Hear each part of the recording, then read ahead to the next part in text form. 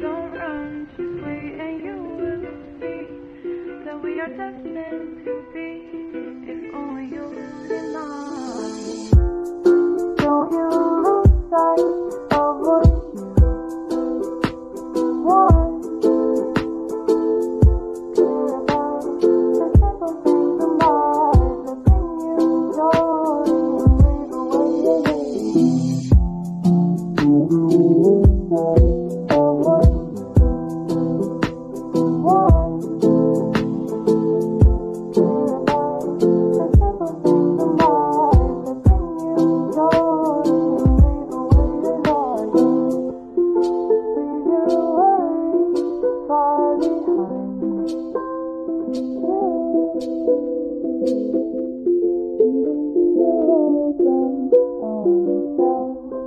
Next to the classic novel.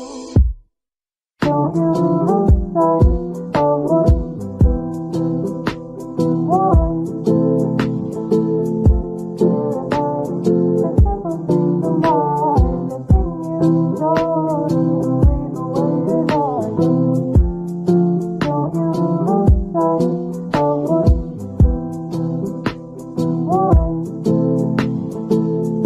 Care about the simple things in life that bring you joy and leave away your hate.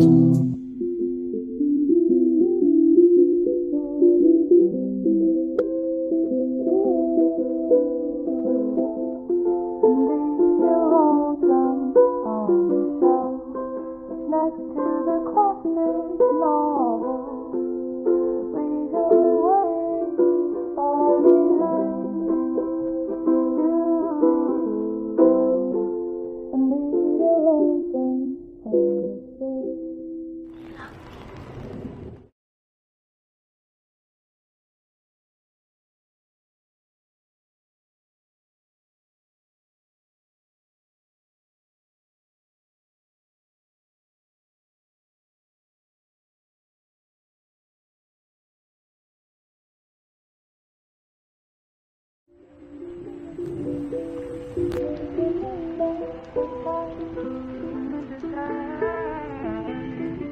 Don't run, just wait and you will see that we are destined to be. If only you and I. Don't you lose sight of what you want.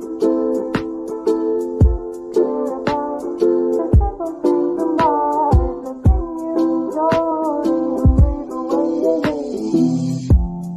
Don't you lose sight of what you want. Care about the simple things in life that bring you joy and leave away your heart. Leave your worries far behind you.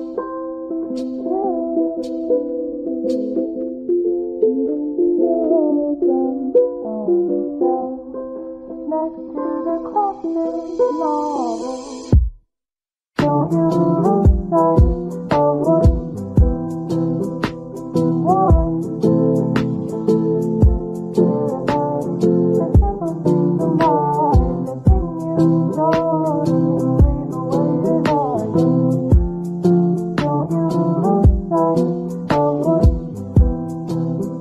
you want. Care about the simple things in life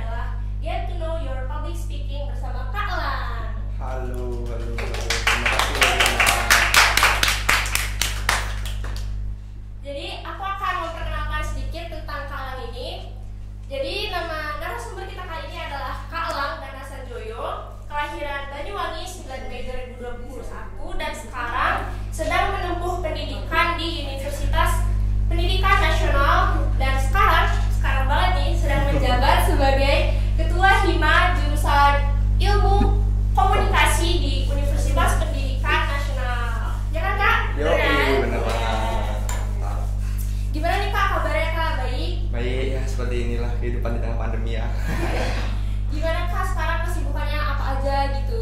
Oke, kalau untuk kesibukan sebenarnya sekarang lagi ya pertama ngurus Hima Prodi ini juga, habis itu ikut lagi beasiswa Bank Indonesia dari GMI juga, sama ya bangun-bangun warung kecil-kecilan lah dikit untuk Wah, membantu. Keren. Tepuk tangan.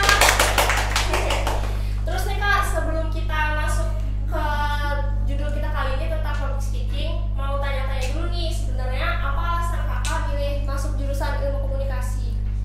Oke, sebenarnya dulu waktu aku masuk program studi ilmu komunikasi ini, gimana ya, ilmu komunikasi itu kan adalah bidang yang sangat luas, Ya.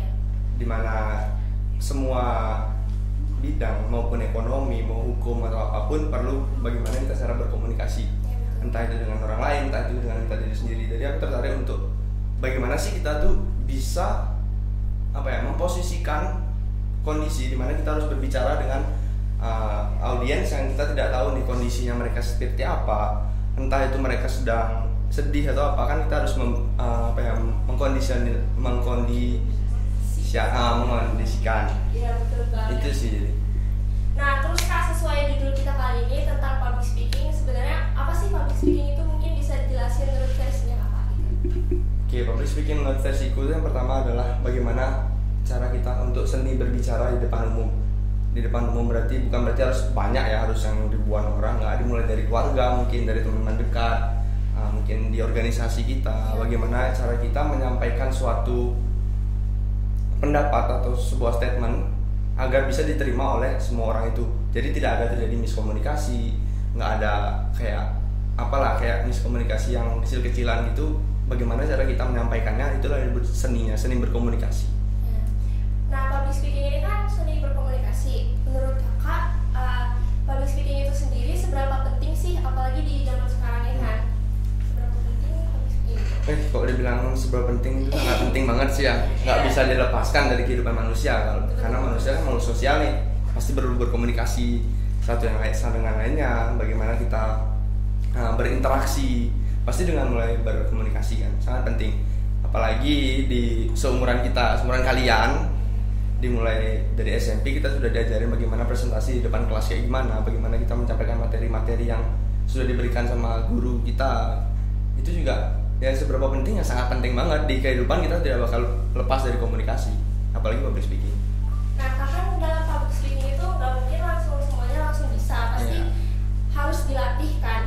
Menurut Kakak, faktor-faktor apa saja yang bisa mempengaruhi kita supaya kita bisa mengembangkan public speaking itu sendiri? Kalau dibilang faktornya, aku baru bicara berdasarkan pengalamanku aja ya.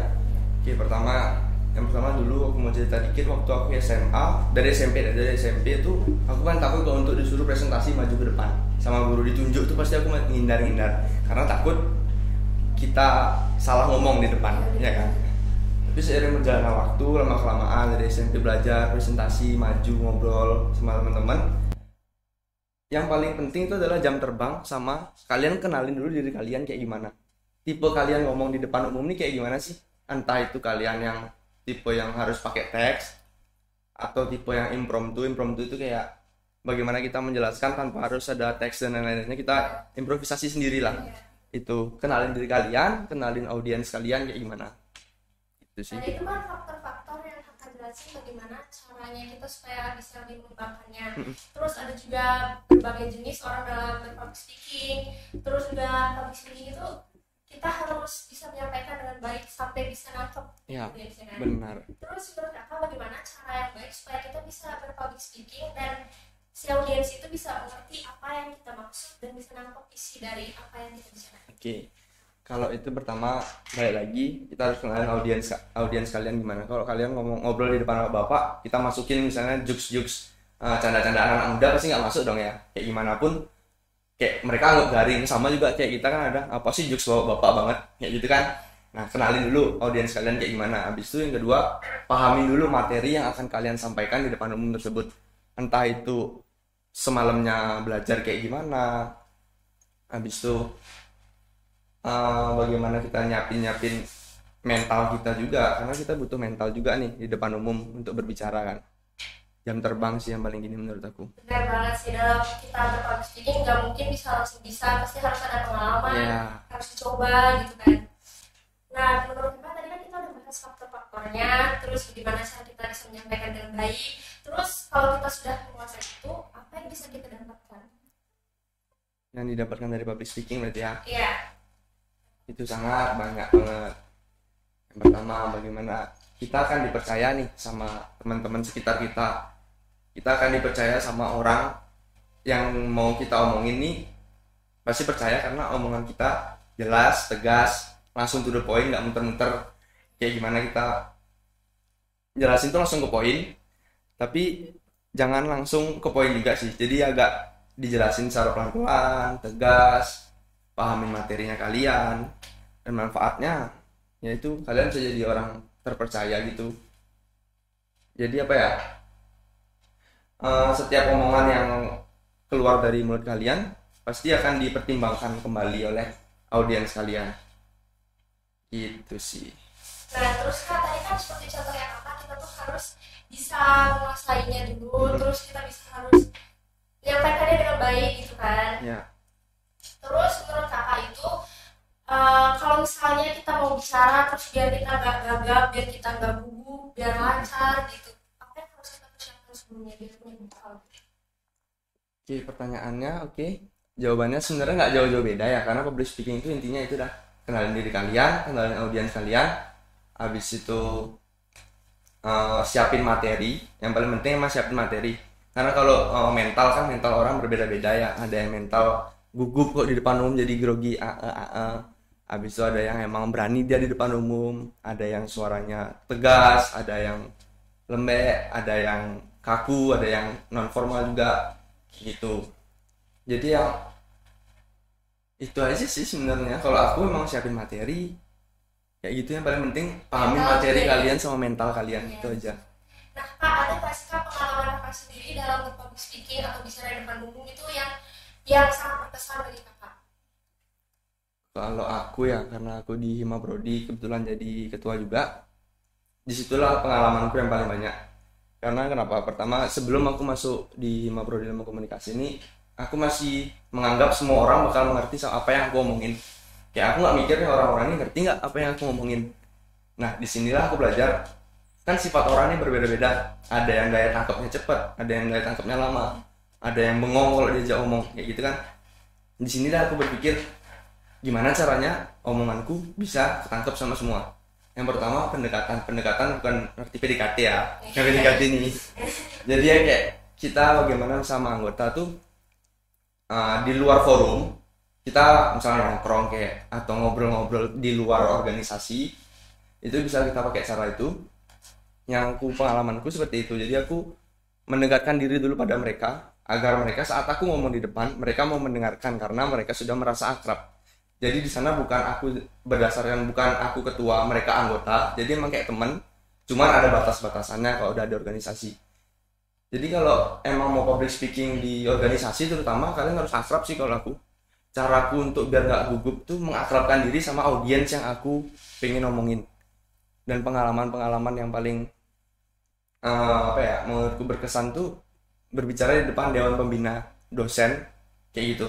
Jadi gimana kita mempresentasikan apa program kerja apa aja. Misalnya saya punya 5 program kerja, 5-5-nya ini kita presentasikan satu-satu. Ini tujuannya apa, manfaatnya apa, kayak gitu di depan dosen yang pasti mereka juga bakal mempertanyakan, ngapain kamu buat ini, ngapain buat itu. Makanya itu kita harus menguasai materi kita. Entah itu kita buat rancangannya kayak gimana, manfaatnya kayak gimana, itu kita jelasin. Dan itu deg-degan banget di depan dosen.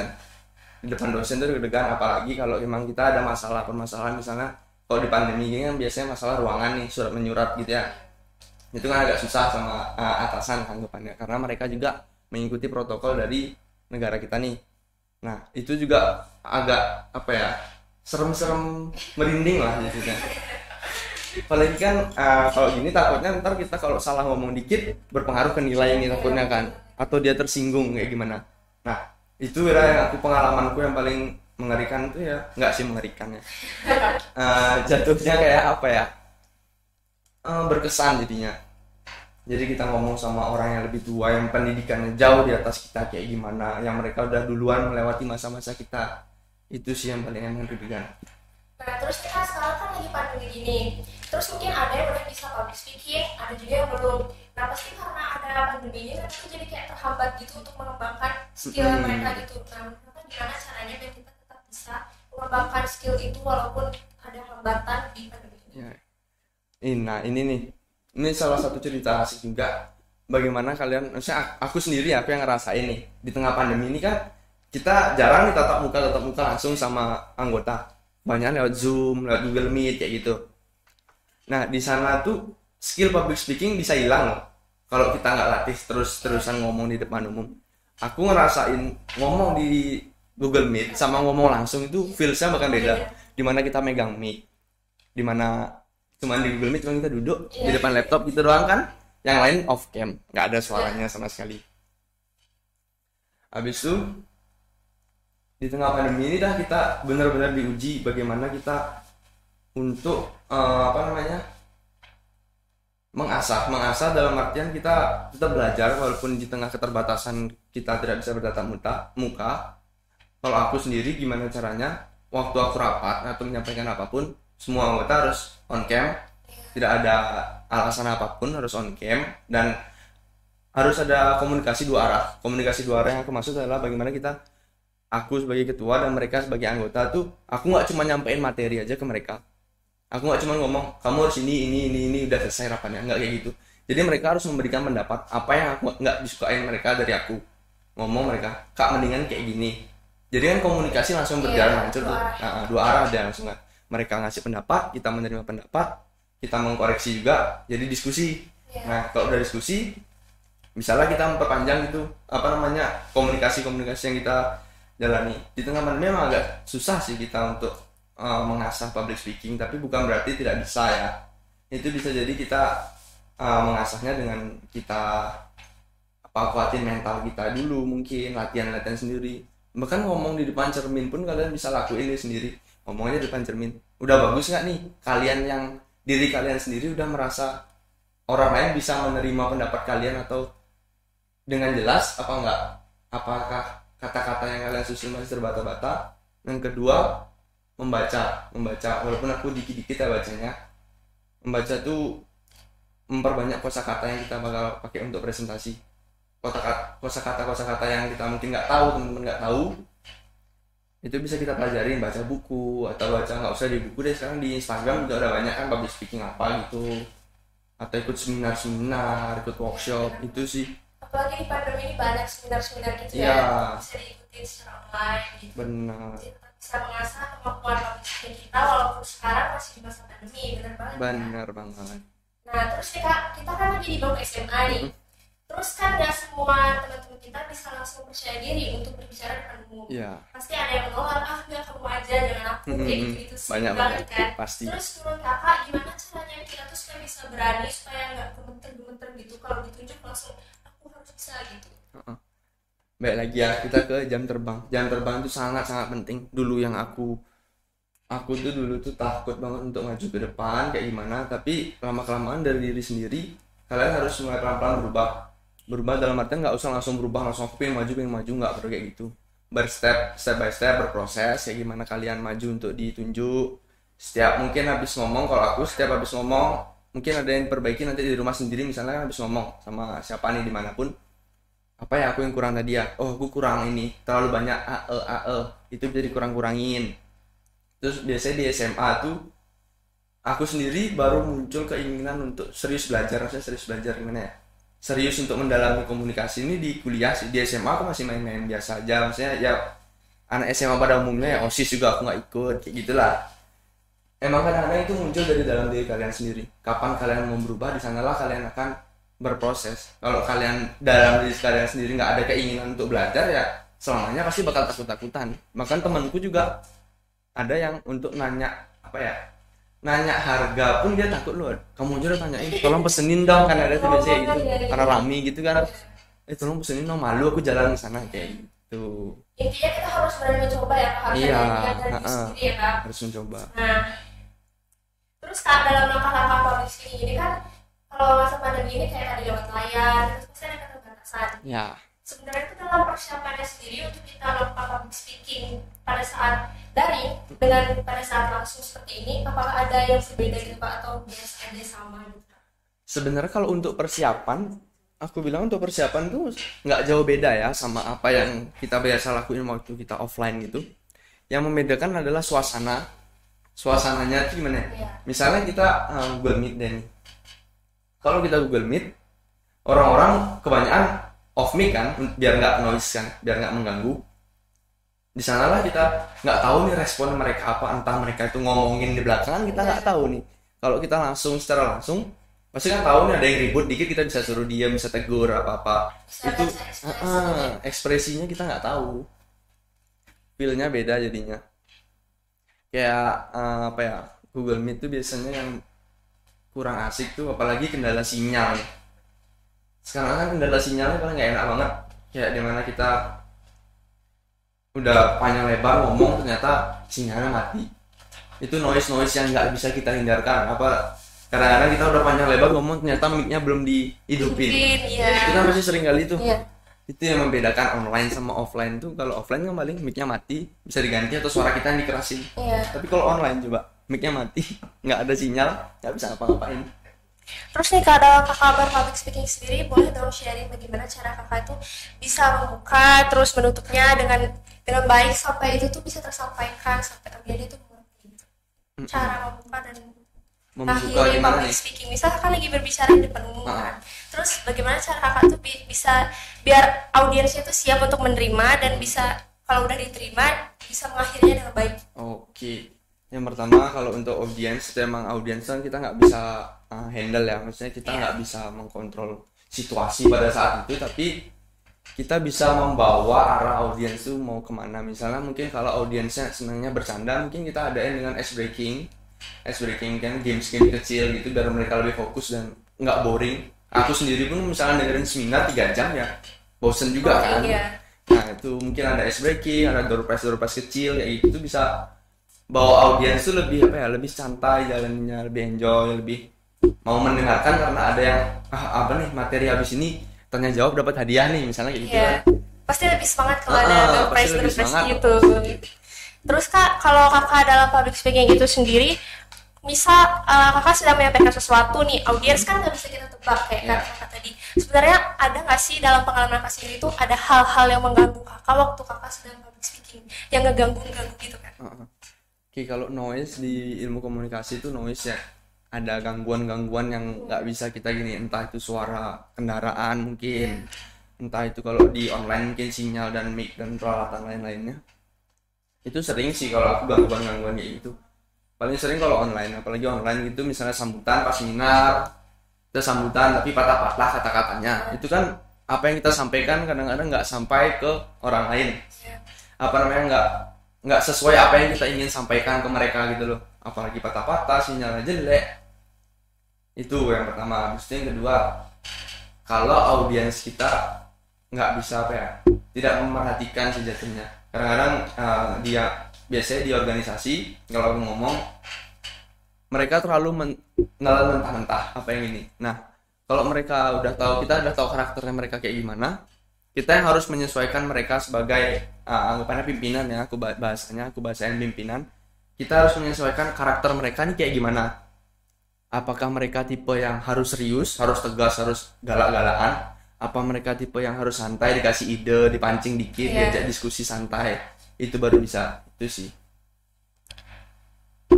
Terus kakak kan public speaking nih kan, dalam berpublic speaking sendiri itu sebenarnya dalam bahasanya kakak bisa bahasa apa aja nih? Maksudnya Apa nih bahasa? pengalamannya pernah berpublic speaking gitu nggak? Oh, kalau aku pengalaman public speaking sebenarnya nggak banyak-banyak banget ya, karena aku kebetulan di Hima Prodi ini aja sih, jadinya banyak pengalaman-pengalaman. Kalau untuk bahasa Inggris aku mengerti, bisa. Cuman aku belum pernah mencoba untuk public speaking dengan bahasa Inggris. Maksudnya yang formal ya, di depan forum gitu belum pernah. Kalau untuk sama teman-teman dekat-dekat ya pernah lah kita untuk ngobrol-ngobrol mencoba bahasa Inggris. Misalnya pernah waktu itu aku berempat sama teman-temanku, jadi kita setiap hari itu selama seminggu challenge untuk public speaking ngobrol itu pakai bahasa Inggris. Jadi harus 1 jam, berapa jam tuh kita pakai bahasa Inggris terus. Entah itu mau minta tolong apapun kita pakai bahasa Inggris selama 1 jam. Itu konstan dilakuin seminggu, pasti bakal untuk kalian untuk ngomong di depan umum tuh kadang-kadang nggak bawa-bawa dikit. Makanya kan kalau artis-artis biasanya dari luar gitu ke Indonesia kan pasti actionnya beda. Ya beda. Kayak gitu. Nah, terus kayak dalam kakak, sebelum kakak berpublic speaking, ada nggak sih yang kakak tanamin dalam hati kakak atau dalam pikiran kakak tuh keyakinan biar kakak bisa yakin kalau nanti pas nyampein di depan umum bisa berhasil gitu? Oke. Kalau untuk nyampein di depan umum gimana ya? Sebenarnya orang yang berpublic speaking di depan itu ada faktor-faktornya lagi. Yang pertama ada kredibilitas. Kredibilitas yang aku maksud adalah bagaimana seseorang itu anggapannya jabatan ya. Misalnya ada anggota yang ngomong sama ketua yang ngomong. Pasti yang ngomong yang lebih dipercaya adalah saat ketua itu ngomong menyampaikan sesuatu di depan dibanding anggotanya tersebut. Karena dia mempunyai kredibilitas yang tinggi. Oh, ini ketuanya lo yang ngomong langsung, bukan si anggota ini kan. Itu kredibilitas. Jadi kayak emang harus sesuai porsi. Kalau aku sendiri, kalau mungkin ini undangan podcastnya di atas umurku, maksudnya misalnya 2 tahun, 3 tahun di atasku, aku belum berani ngambil karena aku tahu pengalaman mereka jauh lebih banyak dibanding aku. Dimana jam terbang mereka untuk bertemu orang-orang banyak tuh jauh loh dibanding aku kan. Jadi kayak ngomong di depan mereka tuh aku malah lebih gugup. Deg-degan nih, aduh mereka gimana ya? Pasti mereka udah pernah nih. Kalau aku ngasih tahu kalian kan bukan menggurui ya, sharing kita kan. Kita kan sharing gimana cara gini, untuk kedepannya gimana, pengalamanku kayak gimana, kayak gitu. Kalau untuk yang di atasku, aku masih agak lebih deg-degan sih. Terus nih kan sesuai tadi yang kakak bilang kan, kita harus menjaga porsi dengan audiens kita. Bagaimana sih cara kakak tuh dalam public speaking, berbicara depan umum itu agar tidak melebihi apa yang harusnya dibahas. Jadi stay on topic gitu. Nah, kalau aku itu biasanya aku buat catatan kecil.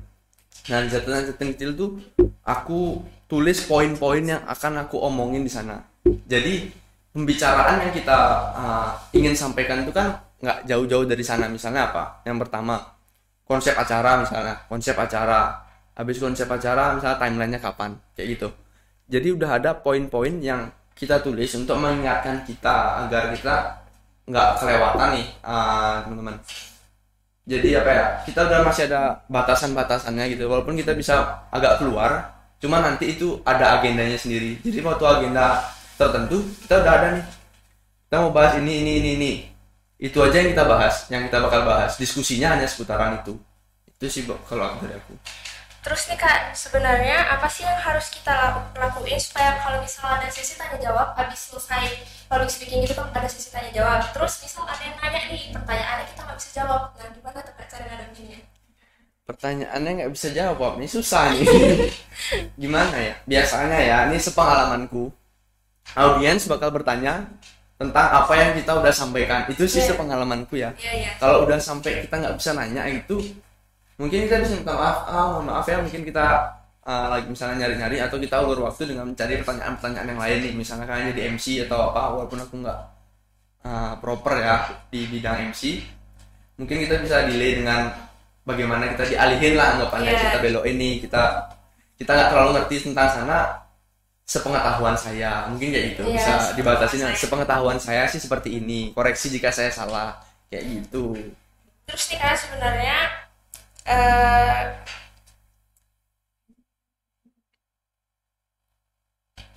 kalau misalnya jangan grogi gugup ya katanya bagus sekali bisa. Aduh. Terus nih kak, sebenarnya dalam public speaking itu kan seperti kata kakak tadi kan, kalau misalnya ada kita nggak bisa jawab pasti kan terhenti gitu, kita bingung cara melanjutinnya gimana. Terus supaya kita tetap bisa ngelanjutin dan nggak terhenti cuma sampai situ doang gitu kak, biar tetap lancar. Misal udah nyiapin, kita mau nyampein ini, terus tiba-tiba ada sesuatu yang menghambat kayak aduh salah ini, gimana caranya biar tetap bisa mengkoreksi gitu ya. Ya itu dah kalau aku sendiri ya, karena ilmuku juga aku belum lulus S1 juga ilmu komunikasi ya, jadi sepengetahuanku dan sepengalamanku, jika ada pengalaman lain atau argumen lain yang mereka mungkin menyanggah, kita tidak menutup kemungkinan untuk memperbaiki apa yang kita udah lalui. Misalnya nggak gitu loh kak, harusnya itu kayak gini karena sepengalamanku aku udah ngelakuin kayak gini. Jadi ya mohon maaf kalau saya salah, mohon dimaafkan. Makanya kan setiap orang-orang gitu kan presentasi mohon maaf jika ada kata-kata yang salah atau apa gitu. Karena kesalahan tuh wajar sih, nggak bakal luput kita, pasti ada salahnya. Aku sendiri juga masih banyak banget salah. Terus kita dalam public speaking sendiri, kakak tuh ada nggak sih pengalaman yang paling wah gitu yang atau bisa kakak sharing cara kakak belajar public speaking itu dari awal tuh gimana awalnya? Dari awal tuh ya aku baru belajar ngomong di depan, baru berani presentasi yang tanpa ditunjuk, yang angkat tangan tuh kelas 2 SMA nggak salah. Session presentasi karena aku merasa menguasai materi tersebut, sama aku sama teman-teman, yuk presentasi pertama, yuk presentasi angkat tangan ngomong. Habis itu di sanalah kita mulai menemukan confidence, kenyamanan kita gimana kita di depan tuh ngobrol dengan nyaman, tatap mata orangnya, mungkin siapapun yang audiensnya kita tatap, atau badan tegak mukanya jangan yang kayak malu kan kelihatan tuh pose tubuh yang kayak malu gitu atau gimana tuh kan kelihatan, pakai body language juga tangannya gimana kita presentasi ini gini. Habis itu kelas 2 SMA, kelas 3 SMA masih kayak gitu pengalamannya. Habis itu pas kuliah. Nah pas kuliah nih aku agak shock. Kenapa aku agak shock? Karena presentasi di kuliah sama di SMA kan beda nih. Biasanya di SMA kan ini PPT, di sini kita baca aja gini, baca buku gitu. Nah kalau di kuliah tuh biasanya kita nggak dikasih untuk bawa apapun. Jadi emang kita udah menghafal materinya tersebut. PPT emang ada di depan, ringkasan singkat gitu. Tapi selanjutnya ya kita harus pahami materi tersebut. Improvisasi, bisa dibilang improvisasi. Terus ya kak, kalau kita public speaking kan pasti kita harus eye contact gitu kan. Gimana cara kita supaya kita nggak gugup dan bisa eye contact gitu sama dia? Itu jam terbang sih, pengalaman dalam artian kayak emang kita harus dilakukan secara konstan. Entah itu kita belajar dari ngobrol sama temen, cerita sama temen, gimana kita nongkrong sama teman-teman kayak gitu, kita bisa pelajarin secara konstan, dan lama-kelamaan itu akan terbentuk sendiri dari dalam kita sendiri. Mulai berani pertama menatap orang, pas kita ngomong kita tatap matanya. Habis itu mulai body language, mulai jalan-jalan di panggung biar nyaman gitu. Terus kita kan di SMA pasti ada teman-teman yang apa sih public speaking itu pasti nggak bisa langsung mereka mau gitu belajar. Pasti mereka ada yang apa sih, kenapa sih sering banget dibilang kayak gini harus belajar public speaking. Dan menurut kakak apa sih kerugiannya kalau kita nggak mau untuk belajar public speaking? Oke. Kerugiannya tuh banyak ya, apalagi kalian yang mau dari SMA mau lanjutin ke jenjang yang lebih tinggi lagi, apalagi di dunia pekerjaan. Kan kita pasti lebih sering untuk berkomunikasi dengan orang, berinteraksi dengan orang. Coba kalian misalnya nggak bisa public speaking, anggapannya nggak bisa menyampaikan apa yang ingin kalian sampaikan, pendapat lah singkatnya. Itu kan pasti orang-orang bakal apa ya? Kita ketemu orang-orang tuh bakal takut gitu loh. Kayak mungkin dia jadi kita bingung apa yang kita ingin omongin kalau kita nggak bisa public speaking, nggak terbiasa jadinya kita ngomong dan berinteraksi sama orang banyak. Itu jadi deg-degan kayak aduh ketemu orang baru, itu loh kayak deg-degan gimana nih caranya ngomong ya, bingung lo cara ngomong, kamu aja deh yang ngomong, aku nggak berani ngomong lo soalnya. Itu kan paling sering banget nih, apalagi di SMA, karena aku sendiri kayak gitu loh dulu. Terus kita gimana sih, kan kita selalu ketemu sama orang-orang baru, setiap berbicara pada umum tuh orang baru lagi. Gimana cara kita supaya kita tuh bisa menyesuaikan diri dengan cepat gitu, tanggap untuk orang yang baru yang mau kita sampaikan? Oke, sebenarnya kunci paling intinya di public speaking itu kenalin apa yang kita ingin sampaikan. Itu aja kuncinya.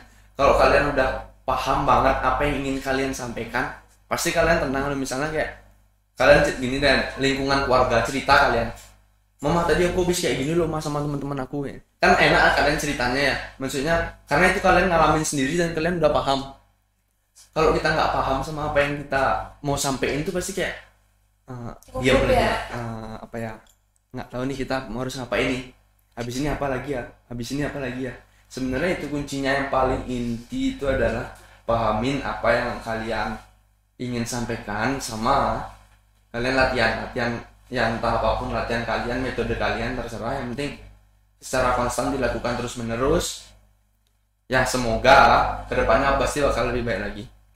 Terus dari kakak sendiri ada nggak sih trik dari kakak supaya kakak tuh bisa selalu pede gitu? Jadi siapapun orang yang kita mau sampaikan itu kakak tetap pede.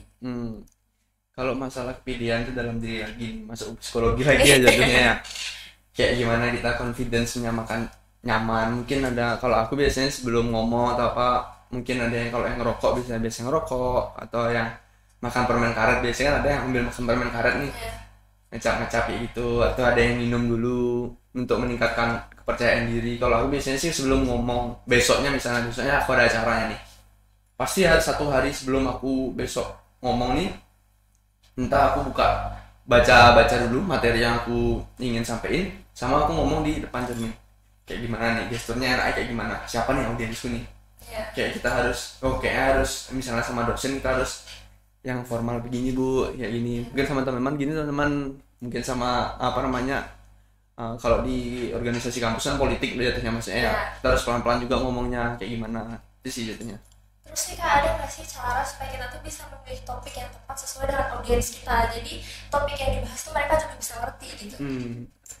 Kalau topik biasanya itu kan tergantung konteksnya jadinya, tergantung konteks kita mau berbicara seperti apa di sana. Entah itu kita mau berbicara tentang sesuatu yang serius atau kita cuma bercanda-bercanda saja, tergantung juga tempat dan situasi pada saat itu. Misalnya misalnya gini nih, ke tempat anak yatim piatu misalnya, kan kita nggak mungkin bangun pagi ayo anak-anak kita bantu orang tua, kan nggak mungkin ya. Itu tidak sesuai dengan konteks, karena mereka sudah ada di rumah yatim piatu yang notabene mereka sudah tidak punya orang tua. Seperti itu. Mungkin misalnya kita berbicara kepada orang yang lebih banyak pengalamannya, kita nggak boleh terkesan untuk menggurui dalam artian kayak kamu tuh harus kayak gini loh, kamu harus kayak gini, menurutku kayak gini, ini salah, nggak boleh gitu. Mending kita yang sharing sama mereka, lebih banyak mendengarkan daripada menyampaikan. Kalau yang sama yang lebih tua, kalau sama yang di bawahnya mungkin kita bisa sharing, kita bisa ngobrol-ngobrol santai aja, kamu gimana sih, kalau aku kayak gini loh, kayak gitu. Terus nih Kak, kalau misalnya Kakak lagi menyampaikan gitu Kak, terus kalau audiensnya tidak mengerti, terus Kakak udah nyampein panjang banget, tapi audiensnya pas ada sesuatu jawab atau apa gitu, mereka kayak nggak nangkep gitu, apa yang Kakak lakuin di situasi itu? Kalau aku yang kayak gitu sih sebenarnya sering ya, karena kan tadi maksudnya gimana ya Kak, biasanya gitu kayak saya kurang ngerti. Aku mewajarkan hal itu. Kalau aku sangat mewajarkan hal itu, karena aku juga berproses pada dulu tuh, aku juga agak sedikit lambat untuk nangkep omongan seseorang nih. Jadi aku mewajarkan, ya paling aku ulang cuman poin-poinnya aja, nggak secara panjang lebar yang seperti sebelumnya aku sampein. Entah itu mungkin poinnya jadi gini, abis ini tujuannya ini, langsung aja ke sini, langsung ke titik yang apa yang mereka ngerti, kayak gitu sih, dipersingkat lah anggapannya. Nah terus kan dalam public speaking ini sendiri sebenarnya ada gestur-gestur nggak sih yang harus kita jaga? Kan nggak mungkin kalau kita dalam public speaking itu kayak ya gitu bebasnya, pasti ada gitu sikap etika gitu yang harus kita jaga. Sebenarnya simpelnya ya etika itu sama lagi balik tergantung kita di mana kita berbicara. Mungkin kalau acara sidang, biasanya sidang umum di kampus ya sidang bagaimana kita, mungkin dari pakaian, yang pertama pakaian kita menyesuaikan kayak gimana, penampilan lah yang paling utama tuh masih penampilan nih. Kalau kita berbicara serius pakai celana pendek sama sandal kan kurang juga ya penampilan kalau aku. Yang kedua gestur yang gimana sih ya, kalau gestur aku nyebutnya mungkin ya kalau misalnya sama dosen gitu kan nggak mungkin kita nunjuk dia kan, nunjuk gini loh, nggak boleh kayak gini. Ini kalau sama temen juga nggak sopan kayak gini. Cuman kalau konteksnya bercanda sama temen kan, kayak gimana nih, ya gitu loh. Tergantung konteks kita berbicara pada siapa dan dengan siapa. Terus nih dalam Kakak public speaking sendiri, berdasarkan pengalaman Kakak, persiapan Kakak untuk bisa siap tampil depan umum itu sendiri berapa lama, dan biasanya itu persiapan yang Kakak tuh ada nggak sih yang kayak dadakan gitu, atau selalu dipersiapkan dengan baik? Aku adalah orang yang dadakan, semua serba dadakan. Kayak karena aku tipe orang yang nggak bisa terlalu serius banget, cuman kalau diajak serius bisa gitu loh. Aku lebih senang bercanda, lebih senang ngobrol santai. Maksudnya gimana ya, kasarannya tuh aku lebih senang ngobrol sambil ngerokok sama teman-teman dibandingkan aku depan forum. Itu sebenarnya aku. Cuman kalau aku diajak depan forum aku juga bisa gitu loh. Jatuhnya kalau persiapanku seringnya mendadak sih ya. Karena tiba-tiba, Kak, ini ada masalah terkait surat menyurat, terkait izin. Habis itu misalnya kalau untuk yang dipersiapin secara matang itu kan biasanya kayak sambutan itu kan biasanya udah template nih, kita tinggal mengganti apa yang kegiatannya pada saat itu aja nih. Misalnya kegiatannya tentang apa, seminarnya apa, jadi jelasin manfaatnya seminarnya ini apa, habis itu udah sisanya template. Kalau aku lebih mendadak dan improvisasi sendiri sih. Oh, jadi kakak lebih sering mendadak gitu ya? Iya, improvisasi aja. Terus kak, misalnya kalau kita dadakan gitu, terus tiba-tiba ada bahasa yang belibet gitu kak, kayak Nah, belibet ya gitu. itu Gimana juga tuh, Kak? itu pasti gini tuh, nggak bisa lepas tuh dari kalau dadakan. Karena kita nggak ada apa ya, nggak ada persiapan kan nih. Pasti kayak jadi teman-teman kayak gitu kan. Emang itu minusnya dadakan. Lebih baik dipersiapkan sebelumnya, mungkin 1 jam atau berapa jam itu kita pahamin apa nih. Baca dikit, pasti kalian ngerti kok. Dibaca bukan untuk dihafal, tapi dimengerti apa aja yang kalian ingin sampaikan. Kalau kita ngafal kadang-kadang template banget sesuai dengan apa yang udah ditulis, kayak gitu kaku jadinya. Iya. Kalau kita mengerti, kita bisa improve lagi untuk lebih luas lagi cangkupannya.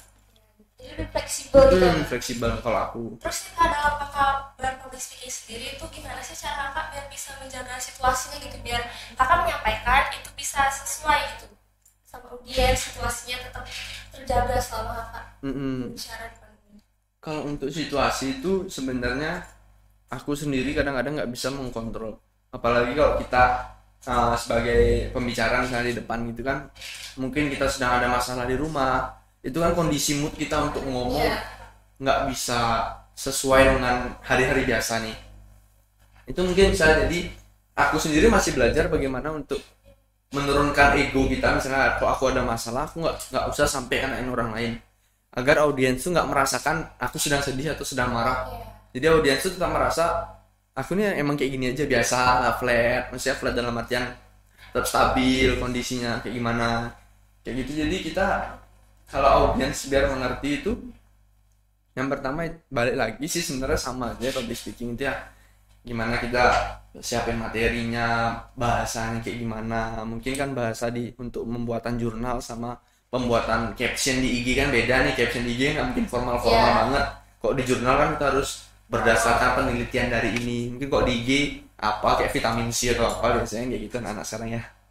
Terus nih kak, ada nggak sih hal-hal yang biasa kakak lakuin selama kakak berbicara di depan umum itu agar bisa berkesan baik gitu ya audiensnya? Berkesan baik, oke. Citraku sebenarnya nggak baik-baik banget nih. Karena pertama kan ya itu balik lagi ke penampilan. Misalnya sekarang aku nggak memungkiri kita menilai orang dari penampilan ya, bagaimana dia berpenampilan di depan itu. Misalnya dia kayak aku tindian lah, rambutnya panjang, baju kebuka kayak gini ya, kayak gitu kan anggapannya citra yang dilihat sama orang nih pasti orang nih kayak gitu. Tapi balik lagi, kita percaya diri nggak, kita udah menguasai nggak nih apa yang kita iniin, apa namanya, kita materi yang kita ingin sampaikan ini kita udah paham nggak. Itu aja sih sebenarnya, pede dan pahami materi kalian. Terus nih kak, tadi kan kakak dari jurusan komunikasi, sebenarnya itu tuh berpengaruh banget nggak sih public speaking untuk diri kakak sendiri? Sangat berpengaruh sih, sangat berpengaruh. Apalagi kalau udah organisasi, kita nyari sponsor gitu, presentasi di depan yang mau kita nyari sponsor. Misalnya kita ke bank tuh pasti disuruh nyiapin materi untuk presentasi. Misalnya kita bawa laptop, dan saudara kita jelasin dah tuh, kita ngomong di depan petinggi bank nih yang bakal kita ngasih duit. Nah di sanalah kita ditentuin. Kalau presentasi kita bagus, pasti orang akan tertarik dengan apa yang kita ingin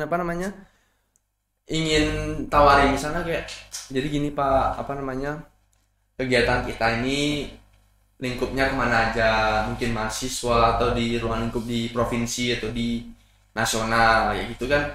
Jadi itu sangat berpengaruh banget kalau kita mempresentasikan dengan gagap kayak baca doang kan orang, aku juga bisa baca doang, nggak ada tertarik-tariknya banget gitu. Berpengaruh banget sih. Terus nih kak, tadi kan kakak menyampaikan sama orang yang kakak tuju gitu, misalnya di bank gitu, sebenarnya kakak gugup nggak sih pernah dalam pengalaman kakak itu gugup gitu, mau ketemu orang ini orang penting, aku harus jadi sikap gitu? Gugup pasti banget, tapi balik lagi kita bagaimana kita mempersiapkan semuanya. Dan di sana kan aku juga nggak sendiri, ada kru-kruku yang lain kan, ada staff yang lain, mungkin saling membantu. Misalnya aku agak buntu nih misalnya, kata-kata jadi gini, langsung disambungin. Mungkin bisa jelaskan misalnya teman, mungkin kamu bisa jelaskan kayak gimana nih, selanjutnya dijelasin lagi sama temanku, bisa gantian. Jadi emang kita saling backup intinya. Kalau emang misalnya organisasi, aku baca ruang lingkup organisasi public speakingnya tuh ya kayak gitu, saling backup. Misalnya satu nggak bisa, misalnya kita bagi nih ada 4 materi dibagi kayak presentasi gitu dah. Jadi ini emang fokus ke materi satu, materi dua, tapi ada satu orang yang emang menguasai semua materinya itu dalam bahasanya dia sendiri, bukan dalam tulisan seperti tulisan. Jadi kayak dia bisa mengimprovisasi dari apa yang udah ditulis. Jadi intinya saling backup ya. Kalau barengan ya saling backup. Terus nih Kak, kalau kalian di public speaking, apa sih hal-hal yang kalian lakukan supaya itu tuh lebih menarik gitu? Lebih menarik ya. Lebih menarik biasanya sih di PowerPoint mainnya. Kalau biasanya sama apa namanya koordinator Kominfoku, aku biasanya main di desain PowerPoint bagaimana presentasi itu agar menarik. Menarik dalam artian misalnya kalau biasanya ini apa namanya guru-guru itu kan presentasi kayak biasa aja ya, apa namanya cuma isi tulisan banyak. Itu mungkin ini kita lebih diperbanyak gambar, diperbanyak video, mungkin bagaimana suasananya biar bisa nyaman sama teman-temannya misalnya. Untuk mengakrabkan audiens tuh mungkin kita berganti-ganti, misalnya divisi ini tukar duduknya lah selang-selang kayak gitu, jadi situasinya tuh bakal nyaman dan mereka nggak ada yang akrab nih, misalnya divisi 1 sama divisi 2 duduknya seling-seling, karena divisi 1 pasti kan kok sesama divisi 1 mereka ngobrol lebih enak nih, jadi untuk fokus untuk mendengarkan tuh lebih kecil. Tapi kalau kita seling-seling kan kemungkinan untuk mereka mengobrol satu sama lain kan dikit, makanya mereka lebih memperhatikan apa yang kita udah presentasikan. Terus materinya, cara pembawaan itu biasanya sih yang paling penting, cara pembawaan kalian kayak gimana, dan apa ya, sifat kalian di luar tuh kadang-kadang bisa kebawa sampai bagaimana cara berpublic speaking. Kadang-kadang ada yang kaget nih, kayak aku di luarnya kayak gimana, penampilan kayak gimana, tapi pas ngomong ternyata bisa kayak gini, tuh kaget loh kok bisa kayak gini, kayak gitu. Terus nih Kakak sendiri, cara pembawaan Kakak dalam public speaking itu gimana sih? Mungkin bisa diceritain nih Kak. Jadi kalau aku sebenarnya santai kali, bener-bener yang kayak santai, enjoy, gimana pun caraku ngomong tuh biar audiens tuh nggak merasa tertekan dengan apa yang aku omongin. Mungkin ada satu saat aku ngomong misalnya ada yang salah, kalau evaluasi gitu ya emang harus tegas nih, kayak kalian nggak boleh kayak gini loh, ini udah di luar batas kayak gini. Cuman kalau untuk di public speaking biasa misalnya nyampein suatu rapat tuh, aku lebih ke yang santai dan gimana caranya aku ngomong tuh bisa membuka pikiran mereka untuk berdiskusi, biar nggak berpatokan pada misalnya satu idenya lah. Satu ide aku nggak jelasin kalian harus buat ini, jadi jelasinnya aku ada ide ini nih 3, kalian bagusnya yang mana ya, enaknya diapain nih dari ketiga ide nih, kita kolaborasiin nih gimana biar jadi satu ide. Jadi terbukalah lagi komunikasi, jadi komunikasi yang santai. Kalau aku sendiri pembawaannya santai, pakai bahasa yang sebisanya aku dan mudah dimengerti sama orang lain. Itu kalau aku. Terus nih Kak, kalau misalnya kita kan udah tunjuk sampai ini nanti sampai ini, terus misalnya kita mau menggali ide nih, apa yang kita sampaikan nanti, biasanya Kakak menggali ide itu kayak gimana sih Kak? Menggali ide sebenarnya diskusi santai itu yang kayak tak bilang, aku lebih senang untuk diskusi, aku lebih senang diskusi yang santai, misalnya entah sambil ngopi atau sambil apa sama teman-teman yang perlu jadi diskusi. Karena kalau kita diskusi dengan kondisi yang santai dan dengan apa ya, ambience misalnya kayak di kafe, misalnya ada yang aku pakai contoh di kafe ya, kalau kita di kafe kan lebih enak nih ngobrolnya, nggak selalu tentang si ide tersebut. Jadi kita bisa ngobrol cerita habis balik lagi ke diskusi, enaknya gimana nih ya, santai dan lebih santai. Kok tegang-tegang tuh aku emang nggak bisa banget sih tegang-tegang, malah aku yang kaku jadinya. Mereka jadi terbatas juga karena berpatokan gitu. Sudah. Terus kan kalau kan tadi bilang Pak itu sering santai gitu kan, tapi ada nggak sih misalnya dalam suatu kesempatan gitu Kakak tuh nggak bisa diskusi gitu sama teman-teman, misalnya ada halangan, nah gimana tuh cara Kak nyiapinnya tuh? Ada halangan maksudnya, aku nggak bisa datang pada diskusi. Biasanya sih aku delegasiin ke temanku, misalnya sama wakilku kayak gitu, atau entah apa ya, misalnya aku sih lebih sering entar tolong ya sampein ini ke wakilku atau ke teman-temanku yang lain yang datang waktu hari itu. Jadi minta tutupan ya Kak. Nah teman-teman, waktu kita sudah dulu ya, soalnya ada sesuatu nih, jadi tunggu ya, nanti kita kembali lagi setelah break saat ini.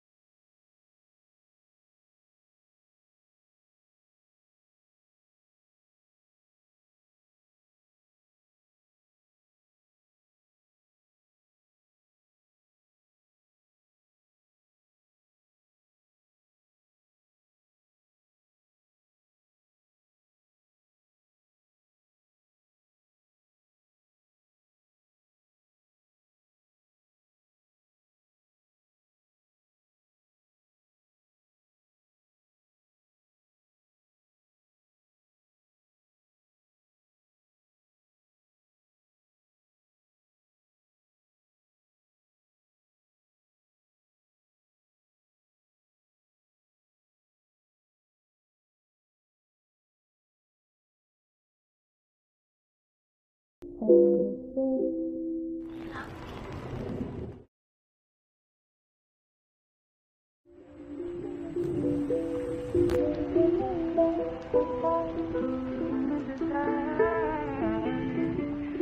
run, just wait and you will see that we are destined to be. If only you and I. Don't you lose sight of what you want. Care about the simple things in life that bring you joy and leave away your hate. Don't you lose sight of what you want. Care about the simple things in life that bring you joy and leave away your heart. Leave your worries far behind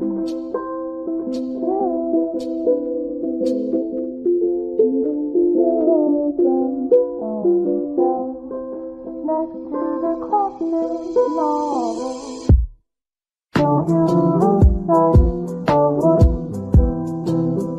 you want. Care about the simple things in life that bring you joy and leave away your heart. Don't you lose sight of what you want.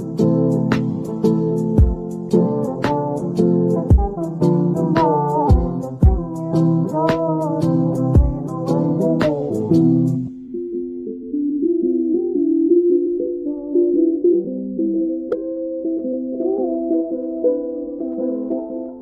And leave your lonesome on the shelf next to the classic novel. Leave your worries far behind you, and leave your lonesome on the shelf.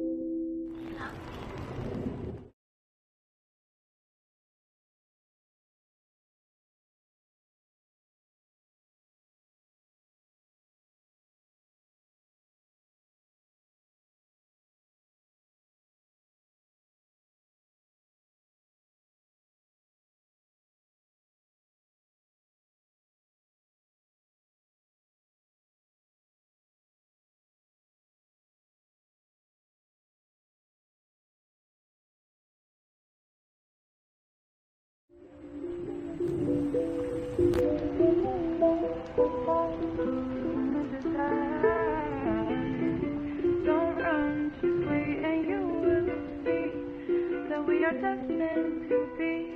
If only you and I. Don't you lose sight of what you want. Care about the simple things in life that bring you joy and leave away your hate. Don't you lose sight of what you want.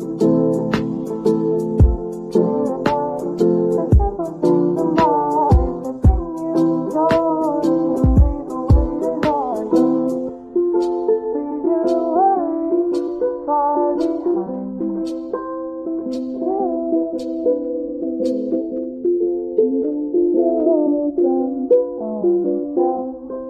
next to the classic novel. Don't you lose sight of what you want. Care about the simple things in life that bring you joy and leave away your heart. Don't you lose sight of what you want. Care about the simple things in life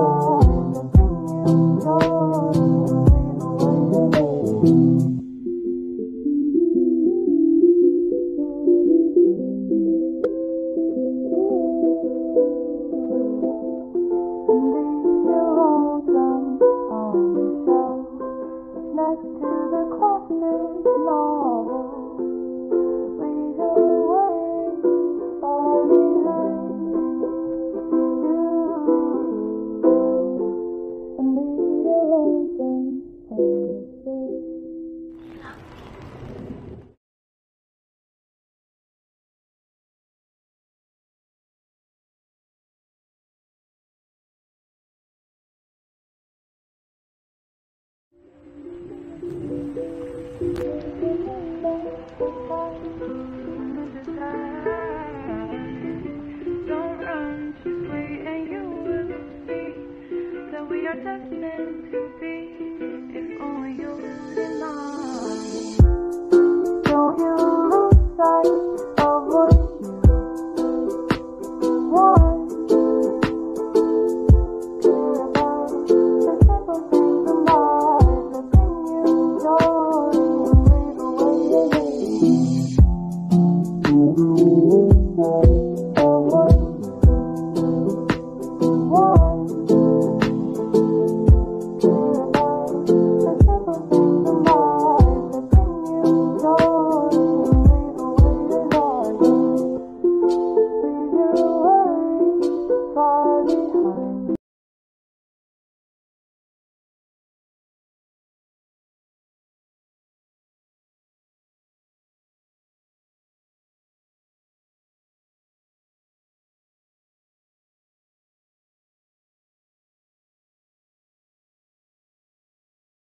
far behind. Halo, kembali lagi bersama kita setelah break tadi. Kita bakal lanjut lagi nih ngobrol sama Kak Lang Yoi. tentang public speaking masih sama. Nah Kak, sebenarnya kan kalau kita public speaking itu sering banget pengalaman-pengalaman yang tak terduga gitu kan. Sering banget ngeblank, sering banget geter gitu sendiri. Ya, Kakak pernah nggak sih dalam public speaking itu blank, tiba-tiba blank, lupa semuanya? Sering banget tuh. Biasanya itu kalau udah kumpul misalnya sama seluruh organisasinya di kampus nih, ngobrol udah kita menyampaikan pendapat apa yang kita ingin sampaikan tuh kadang-kadang kita masih gugup. Kalau aku nih, kadang-kadang aku masih gugup karena masih banyak senior di atasku nih. Misalnya kayak ada presiden mahasiswanya, ada ketua DPM dan lain-lain, ormo organisasi mahasiswa besar tuh. Jadi aku gugup nih, aduh ngomong nggak ya. Kadang-kadang ngomong tuh masih jadi itu di sanalah aku perlu bantuan kertas-kertas di mana aku untuk mengingat agar semua omongan tuh lancar gitu. Misalnya kalau lupa dikit, jadi gini, langsung aja jelasin. Saya ingat lagi gitu ya. Ditulis secara singkat aja, nggak usah panjang lebar. Poin-poinnya aja. Poin-poinnya aja. Terus nih Kak, kan kalau Kakak menyampaikan di depan umum gitu, kan nggak otomatis semuanya tuh bisa langsung tersampaikan. Nggak semuanya bisa langsung nerima gitu kan. Pasti ada yang nggak bisa langsung paham keseluruhannya gitu. Gimana cara Kakak biar bisa meningkatkan partisipasi dari audiensnya gitu? Partisipasi audiens itu pertama, ya kita harus meningkatkan kredibilitas kita. Kayak apa ya? Misalnya aku ngomong di depan umum, audiens harus tahu misalnya, oh ini yang ngomong misalnya aku sekarang menjabat jadi ketua, oh ini yang ngomong ketua hima prodinya lo langsung. Pasti kan orang-orang lebih mendengarkan nih. Terus materi yang kita omongin tuh berbobot loh, kata-kata yang kita keluarkan dari mulut terus berbobot dalam artian jangan diulang-ulang, jangan muter-muter kayak gitu. Aku aja masih belajar untuk menghilangkan kata gitu tuh, harus belajar lagi, masih banyak. Jadi lebih ke bobot bibit bebet. Gitu aja. Terus nih Kak, misalnya kan lagi blank gitu, tiba-tiba ingat tapi kita lupa apa yang kita ngomongin sebelumnya. Nah, gimana cara Kakak tuh biar bisa tetap nyambung kalau misalnya kita lagi ngeblank terus kita mau nyambungin lagi tuh pakai topiknya gitu yang lebih baru. Biasanya aku lagi satu biasanya gitu nih pakai lidah. Oh ya lagi satu aku mau nyampein, tadi kelupaan, aku nyampein ini nih materi ini. Jadi tadi sebelum materi ini harusnya ada materi yang kita harus sampein. Jelasin materinya dulu. Jelasin materinya. Nah, materi ini berkaitan lagi sama yang tadi, dibalikin lagi sana, disambungin lagi kata-katanya, gituin. Flashback dulu ya. Flashback anggapannya. Terus nih Kak, kalau misalnya Kakak lagi presentasi, lagi nyampein materi asik-asik gitu sama audiens, terus tiba-tiba waktu presentasinya habis, belum selesai semuanya. Gimana tuh cara Kakak ngatasinnya? Nah, itu balik lagi sebenarnya sama sih kayak efektivitas kata-kata yang kita gunain. Jadi misalnya biasanya kan waktu ini kita dapat waktu itu kayak FGD, Focus Group Discussion. Biasanya dia kan ada waktunya nih, misalnya kalian menyampaikan pendapat selama 5 menit. Nah, gimana caranya 5 menit nih kalian harus menyampaikan berapa paragraf misalnya kan, berapa kata. Di sanalah kita harus mungkin intonasinya dicepetin, misalnya kita gini langsung dicepetin atau dipersingkat tapi emang padat dan jelas. Misalnya poin-poinnya, yang pertama ini, yang kedua ini, yang ketiga ini, atau mau baca semua boleh tapi dengan nada bicara yang cepat kayak gitu, disesuaikan. Dirinci kita harus menyesuaikan. Gitu ya? Terus nih Kak, misalnya kan menjelaskannya panjang lebar, tapi misalnya Kakak mau nyampein apa yang ada di pikiran Kakak doang gitu. Jadi lebih efektif gitu. Ada nggak sih tips-tips dari kakak biar bisa milih kata yang tepat gitu? Jadi nggak terlalu basa-basi kemana-mana gitu. Kalau itu pertama jam terbang, yang kedua baca buku apapun itu biasanya kan ada nih kayak kata-kata yang langsung. Semakin kita banyak membaca, semakin banyak kosakata yang kita bisa pakai gitu kan. Jadi lebih kalau di jam terbang tuh kita bisa memperhatikan gimana sih caranya influencer tuh ngomong, misalnya kayak Raditya Dika nyampein jokes apa canda-candaannya itu gimana ada nih, keren bahasanya atau apanya kayak gitu. Jam terbang sih. Kalian juga pasti kan waktu SMA mungkin gitu. Sekarang lagi presentasi, kok kelompok itu bagus ya presentasinya, apa nih yang kurang dari mereka, belajar dari sana gitu. Iya, benar sih. Kalau misalnya lagi presentasi dilihat semua kelompok, kok kayak ada kelompok yang bagus, kelompokku kan kok gitu. Kurang, apa yang kurang gitu Nah kan. dari sana lah kita bisa belajar juga nih, misalnya kalau presentasinya kita kurang, misalnya kita terlalu membaca banget, tapi kelompok lain apa namanya udah hafal semua materinya, atau saya misal harus ngafalin. kelompok yang ada yang nggak kebagian jatahnya gitu kan, membaca, jadi cuma beberapa doang yang bisa mempresentasikannya. Nah terus nih kak berdasarkan berdasarkan pengalaman kakak sendiri, gimana cara kakak tuh bisa memulai biar bisa berani ngomong gitu depan umum? Berani ngomong sebenarnya dari lingkungan paling dekat dulu, teman-teman dulu. Gimana kita sharing pengalaman, cerita dulu sama teman-teman, diskusi.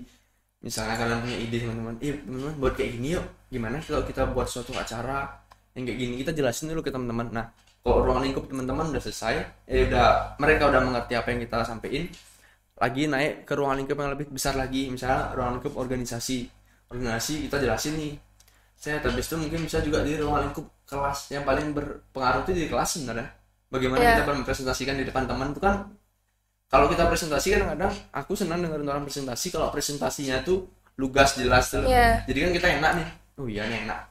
Belajar aja di lingkungan sekolahan dulu, pasti sekarang banyak presentasi kan di banyak banget. Nah dari sana lah kalian belajar gimana caranya improvisasi, apa yang kurang dari kalian itu. Terus nih kak, sebenarnya kalau misalnya presentasi itu kan pasti kita bisa melihat mana yang bisa gampang kita terima, mana yang agak bertele-tele gitu. Jadi ada nggak sih tips dari kakak tuh biar kita tuh bukan hanya bisa mengerti apa yang harus kita sampaikan, tapi kita juga bisa menguasai gitu. Jadi bisa langsung ke inti, bisa langsung kita sampaikan gitu, nggak bertele-tele gitu. Kalau tips dari aku itu yang pertama selalu aku pakai pasti poin-poin apa aja yang ingin aku sampaikan di depan mereka. Sebenarnya kalau untuk tips-tips itu sama ya, saya nggak jauh beda nih. Entah itu presentasi kelas, entah itu ngomong di depan umum tuh tipsnya kalau aku sendiri, aku tuh pasti pakai kertas kecil atau apapun, aku tulis poinnya aja. Nah, dimana poin-poin tersebut tuh cuma kita yang ngerti. Dari kan kadang-kadang ada nih kita menyempatkan teman, apa nih kok cuma dikit-dikit nih poin susah bacanya atau kita nggak ngerti apa yang ingin sampaikan, tapi kita ngerti karena kita udah tahu nih poinnya ini apa, misalnya menjelaskan tentang public speaking sama public relation. Kita jelasin cuman public speaking, public relation. Udah ngerti lah kita. Udah di luar kepala karena kita mengerti, bukan menghafal gitu sih. Nanti tinggal rinciannya kita jelasin lagi secara lebih luas gitu ya kak. Nah teman-teman, kita masuk ke sesi tanya jawab ya. Ini udah ada beberapa pertanyaan dari teman-teman di live comment tadi. Kita mulai dari pertanyaan yang pertama, itu ada dari Kak Ervin. Bagaimana mengendalikan kecemasan selama bicara depan umum? Gimana tuh kak? Kecemasan itu pasti ada nih.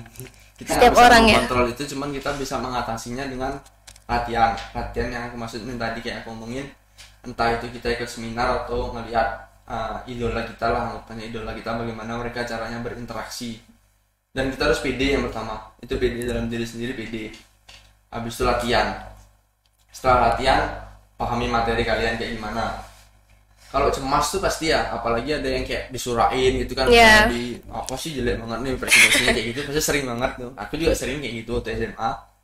Cuman yang kayak gitu-gitu dah dari dalam diri sendiri, mental kalian harus kuat terima dengan apa yang audiens akan feedback, apa yang dikasih oleh audiens. Karena kan nggak semua audiens bakal kasih feedback yang bagus gitu ya. Feedback yang bagus kepada kita gitu. Harus siap mental lah.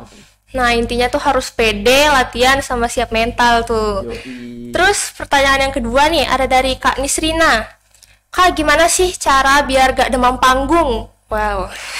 Demam panggung sama kecemasan sebenarnya beda tipis ya, beda kosakata aja. Sebenarnya jawabannya nggak jauh beda. Persiapin dengan matang, mungkin minum air. Biasanya minum air tuh paling bisa menenangkan Efektif gitu ya. sejenak, apa mungkin tarik nafas dulu, narik nafas panjang sebelum naik panggung, dan emang kalian harus benar-benar siap panggung gitu sih. Semoga bisa diterima jawabannya. Yang penting minum air, siap mental ya gitu. Yoi. Terus yang ketiga nih ada lagi dari Kak Safira. Kak, gimana sih cara agar kita gak down saat dengar kata-kata kritikan dari orang tentang skill public speaking kita? Nah, ini sering banget nih. Sering banget nih, apalagi kalau udah debat-debat tuh kan pasti kita kayak aduh salah nih, Ya, aduh apa nih. terus habis itu diomongin Nah gitu. itu diomongin tuh pasti itu nggak bisa dilepasin sih, pasti kayak anggapannya Bapak Jokowi deh. Jokowi juga ada yang suka, ada yang nggak suka ya. Maksudnya walaupun dia mungkin udah bekerja dengan benar, pasti aja ada yang nggak suka. Sebaik apapun kita pasti ada yang nggak suka sama omongan yang kita sampaikan ini. Nah kritikan itu nggak bakal bisa lepas. Selama kita public speaking, selama kita menyampaikan sesuatu di depan umum, pasti ada kritikan, ada pro dan kontra yang akan terjadi. Cara mengatasinya gimana? Balik lagi ke mental kalian. Nah mental kalian selain mental, yang kedua adalah memperkuat argumen kalian. Gimana kalian memang misalnya kalian lagi debat, kalian yang tim 1, tim 2, bagaimana argumen kalian itu emang benar-benar konkret, nggak bisa dipatahin sama pihak lawan. Ya, harus kan? kuat ya. Harus kuat. Gimana aja, walaupun dia ngeritik, misalnya dia kritik, kita balas lagi, bisa kita balas dengan kritikan, tapi kayak gini berdasarkan data, ada ini, kayak gitu sih. Terus nih ada pertanyaan selanjutnya Kak. Kak, kalau misal pas kita mau presentasi, kita udah nyiapin materi 100%, tapi di tengah presentasi ada gangguan. Nah, itu gimana cara ngatasinnya itu, Kak? Wih, gangguan nih sama kayak apalagi di Google Meet tuh banyak banget Iya. gangguannya di online ya. Sinyal dan lain-lain gitu. Apalagi misalnya kita presentasi berlima, satunya share screen, terus kita ngomong next slide itu kan gak enak banget tuh. Ganggu ya. Ganggu banget. Itu sebenarnya kadang-kadang dalam ilmu komunikasi itu ada namanya noise. Noise adalah satu hal yang kita nggak bisa cegah. Entah itu suara, kayak aku tadi bilang, suara, sinyal, gangguan gadget kita mungkin, itu nggak bisa kita cegah. Tapi yang kita bisa cegah adalah, bukan cegah sih jatuhnya, kita mengantisipasi dengan membuat plan A, plan B. Iya. Jadi siapin nih, misalnya nanti aku yang presentasi share screen misalnya presentasi, ternyata tiba-tiba laptopku rusak, harus ada backupan, jadi semua anggota minimal udah punya file dana itu. Jadi kan kalau aku rusak bisa diganti sama yang lain, itu kan termasuk gangguan juga ya. Terus gangguan mic, setelah gangguan mic mungkin bisa diganti dulu, misalnya sekarang aku gangguan mic, selanjutnya gilirannya temanku yang presentasi, itu bisa juga diganti dulu, di switch dulu, ganti materi. Jadi kan semua anggota harus memahami materinya semua, jangan diganti-ganti gitu sih. Intinya kita harus punya rencana cadangan ya, kalau misalnya ada gangguan gitu kita bisa mengantisipasinya. Iya, benar. Terus ada pertanyaan selanjutnya, gimana nih Kak cara saat menjelaskan di depan orang biar nggak mengulang kata-katanya, jadi kata-katanya tuh bisa langsung gitu, lugas. Efektif ya. Efektivitas sebenarnya aku belum bisa memberikan pengalaman tentang hal ini, karena aku juga masih agak-agak belibet nih kalau ngomong, kayak ngasih kepleset lah. Wajar, itu adalah berproses dalam artian semakin sering kalian ngomong di depan umum, semakin cepat kalian menemukan kenyamanan kalian untuk berbicara di depan umum sendiri. Kadang-kadang kalau aku memulai percakapan di depan umum pasti pertama-tama agak deg-degan, agak nervous aku. Tapi lama kelamaan karena kita udah biasa di depan umum, pasti kita ngomongnya santai aja. Jadi kayak udah banyak jam terbang gitu kan. Harus sering-sering dilatih deh itu ngomong depan umum. Terus nih Kak, ada pertanyaan selanjutnya, gimana cara kita melatih public speaking di keadaan sekarang untuk awal-awalnya nih Kak? Apalagi di SMA gini kan, biar bisa memulainya berani gitu. Sama yang kayak aku bahas tadi ya, tentang bagaimana kita kalau di SMA nih kita belajarnya lewat Google Meet. Di kuliah pun juga sekarang lewat Google Meet nih, mahasiswa baru belum ngerasain kuliah offline kan. Semua masih serba online. Emang feel-nya dari kita offline dan online itu sangat berbeda. Dimana kita kayak kalau online sama yang gue bilang, kita nggak bisa tahu ekspresinya mereka ngomongnya kayak gimana. Kadang-kadang kan on kamera, cuman nggak off mic nih. Jadi kayak apa sih dia ngobrol sama temennya, nggak tahu dia dengar apa nggak omongan yang kita gini ini. Kalau belajarnya waktu kalian di rumah, mungkin bisa nonton YouTube tentang public speaking itu banyak banget. atau mungkin baca-baca habis itu ngomong di depan cermin sendirian walaupun kayak orang gila jatuhnya ya. Cuman itu teknik latihan sendiri sih, tergantung orang yang tersebut latihan kayak gimana. Yang kedua, berusaha menjadi yang ngomong. Misalnya teman kalian ngomong gantian dong, aku pengen coba ngomong dong misalnya di organisasi kayak gitu, atau presentasi coba ngomong membuka dengan bahasa kalian sendiri, walaupun harus tetap apa ya, sopan, tetap sesuai dengan konteksnya itu. Kayak gitu sih latihan waktu presentasi. Iya, tapi sebenarnya kalau misalnya lagi daring gini kan kita belum pernah ketemu secara offline gitu, Ya. secara langsung. Sebenarnya kalau presentasi gitu, sebenarnya kita kebantu karena kita nggak kenal orang itu secara langsung. Jadi kalau mau ngomong ya ngomong aja gitu, nggak kenal gitu. Jadi Iya, pede-pede aja gitu. Enak juga sih online-nya, ada yang enggaknya ya. Iya. Karena kita nggak perlu cepet-cepet ke kampus misalnya, atau ke Iya. sekolah itu jam 7:30 udah bel gitu. Atau kalau kita malas belum mandi, matiin kamera, tidur-tiduran Iya. gitu juga kan. Habis itu apa ya? Jatuhnya kalau online ini sebenarnya ada plus minusnya, cuman aku lebih senengan offline karena dalam offline itu kita bisa lebih mengenal sifat-sifat dari teman-teman. Kalau Iya. online ini kita nggak tahu sifatnya mereka kayak gimana, mungkin mereka tersinggung apa, Iya. nggak suka dengan nada bicara kita kayak gitu. Apalagi lewat chat itu kan paling sering nih, nada yang kita kirim lewat chat ini sebenarnya nggak kayak gitu, Kayak gimana gitu. salah tanggap Iya. gitu kan, miskomunikasi jadinya kayak gitu. Terus nih Kak, gimana cara Kakak mengatasi miskomunikasi kalau misal Kakak ada menyampaikan ini terus salah gitu, salah tangkap, terus ada audiens yang nanya, gimana cara Kakak mengatasinya tuh Kak? Diatasinya sebenarnya jatuhnya kita jelasin ulang lagi ya. Iya. Minta maaf kalau atas miskomunikasi kita, apalagi itu kesalahan kita sendiri ya, kita harus menyadari itu kesalahan kita. Kita nggak boleh nyalahin audiens yang nggak ngerti, tetapi bagaimana kita yang menyampaikannya, berarti kita yang nggak bisa masuk ke mereka. Karena sebagai pemimpin kan kita bukan mereka yang harus mengerti kita, tapi kita yang harus mengerti mereka kayak gimana. Ya. Sifat-sifat orang yang berbeda-beda itu kayak gimana. Kayak gini ya, ngomongnya harus bercanda dikit, kok dikerasin dikit, apalagi kok sama cewek biasanya kan, kok sama cewek nih dikerasin dikit nangis Nanti nih, tersinggung atau nggak tersinggung gimana? nih, disindir-sindir nanti kan Nanti takutnya baper gitu. kayak gitu. Entah kalau terlalu dekat nanti dia baper sendiri. Iya. Jadi kita harus memahami audiens kita itu sih. Terus nih Kak, kalau misalnya kita lagi presentasi terus ada suatu hal yang disampaikan audiens misal dalam sesi tanya jawab itu yang bikin kita down, padahal kita belum selesai presentasi gitu, masih harus lanjut, tapi ada sesuatu yang mengganggu kita sampai kita down gitu. Gimana cara Kakak mengatasinya gitu biar kita tetap bisa lanjut gitu? Oke, kalau down sendiri, kalau aku masalah presentasi sih aku nggak pernah down ya, selama misalnya aku dikasih waktu 20 menit yang mereka nggak boleh ngomong 20 menit itu. Bahkan apapun itu, maksudnya ya nanti ada sesi diskusinya kan. Iya. Sesi diskusi setelah presentasi kan pasti ada tanya jawab nih. Di sanalah kita beradu argumen nih. Aku seneng adu argumen, soalnya misalnya dia nanya apa, ini argumenku, siapa kuatan diadu. Kalau aku seneng adu soalnya lebih senang mengadu bagaimana nih kalau aku kalah pun, oh iya bener no, ternyata datanya dia lebih valid daripada data yang aku punya, kayak gitu sih. Jadi down itu sebenarnya balik lagi ke kuatin mental kalian, gimana kayak ya emang harus siap sih ngomong di depan umum, apalagi kayak pemerintah sekarang buat kebijakan dikit dikritik kan, Iya. buat ini dikit dikritik lagi. Bayangin aja kayak gimana sekarang dia di rumahnya. Terus nih Kak, kalau misal tadi kayak yang Kakak bilang kita tuh misal ada adu argumen selama kita berpresentasi, itu bagaimana cara Kakak biar kita tetap bisa menerima semuanya gitu?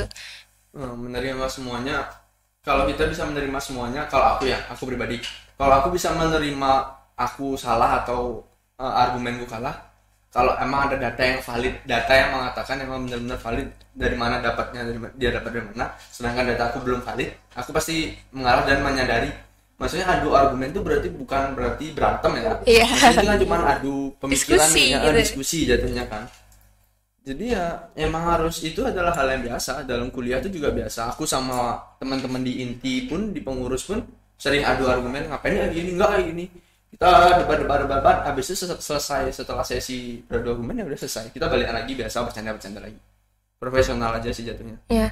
Terus nih Kak, kalau misalnya Kakak lagi bicara di depan umum gitu, presentasi gitu, public speaking, pasti Kakak harus nyiapin data-data yang valid dong berarti. Iya. Nah, biasanya pas persiapan itu gimana cara Kakak supaya bisa dapat data yang valid gitu, dirangkum buat Kakak nanti public speaking? Oke, kalau misalnya datanya aku ngomongin presentasi akademik ya. Iya. Akademik.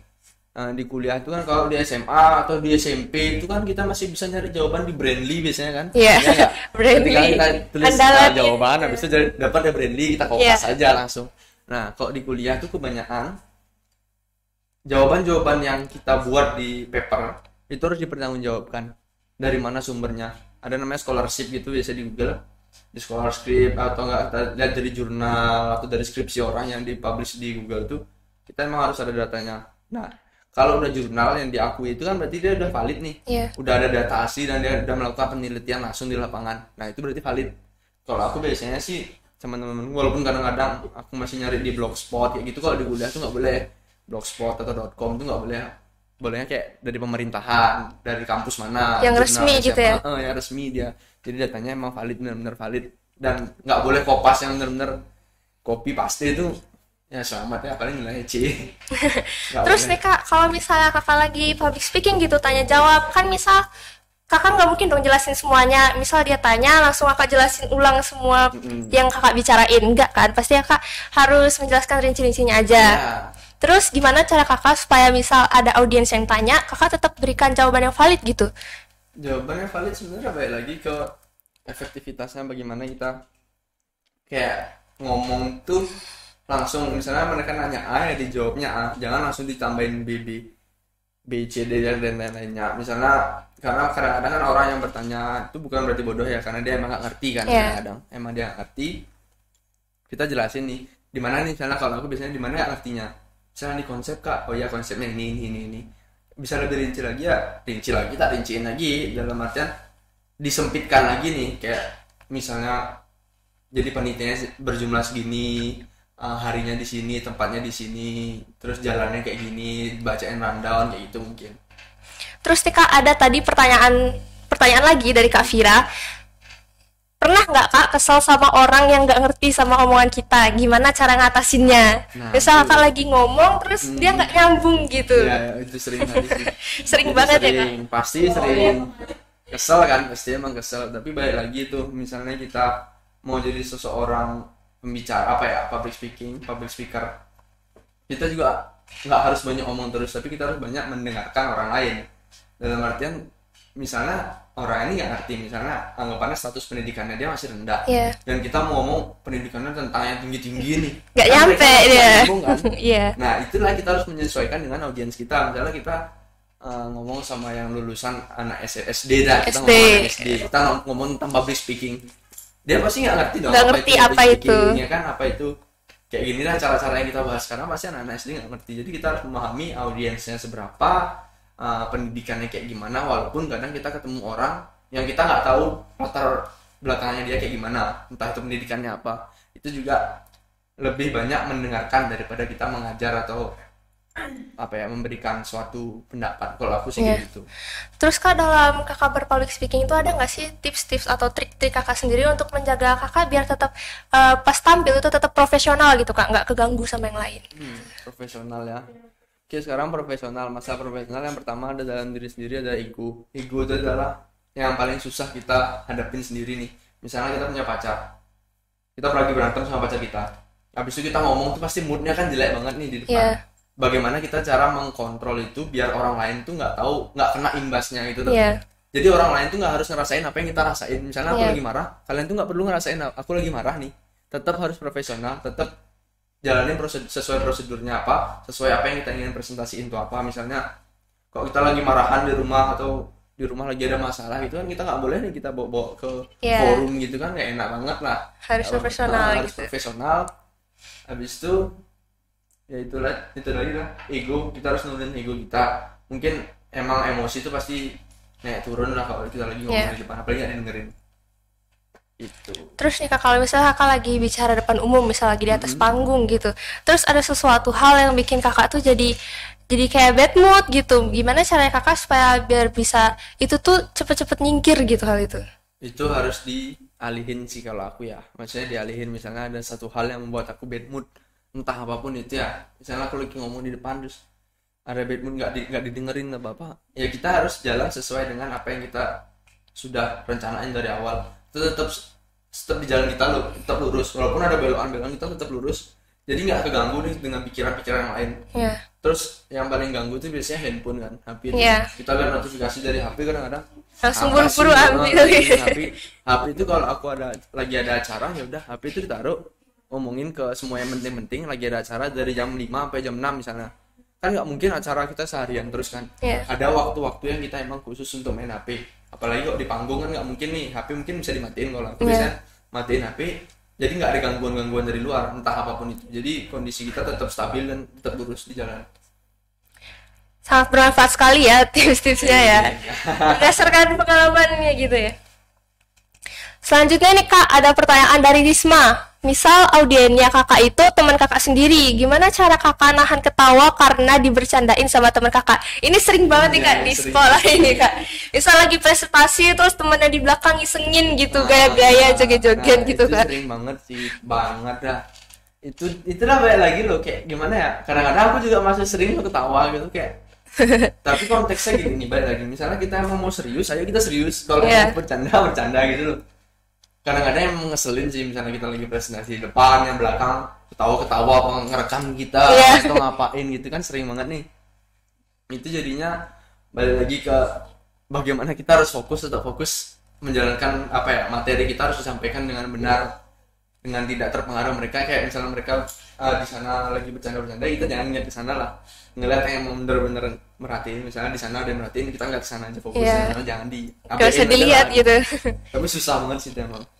Terus nih Kak, kalau misalnya lagi sesi tanya jawab, ada yang nanya nih, terus misalnya yang dia tanya tuh Kakak nggak ada gitu jawabannya, nggak ada sumbernya atau nggak ada yang meyakini gitu yang bisa buat dia sampai puas sama jawabannya gitu. Nah, kalau itu biasanya aku masih minta bantuan, misalnya ke presentasi ya. Aku biasanya masih minta bantuan ke temanku misalnya lain.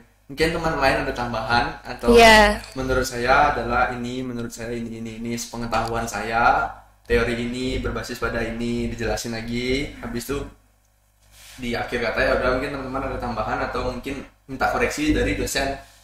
Mohon koreksinya Miss jika pendapat saya salah, kasih tahu dah sama dosennya kayak gimana pendapatnya.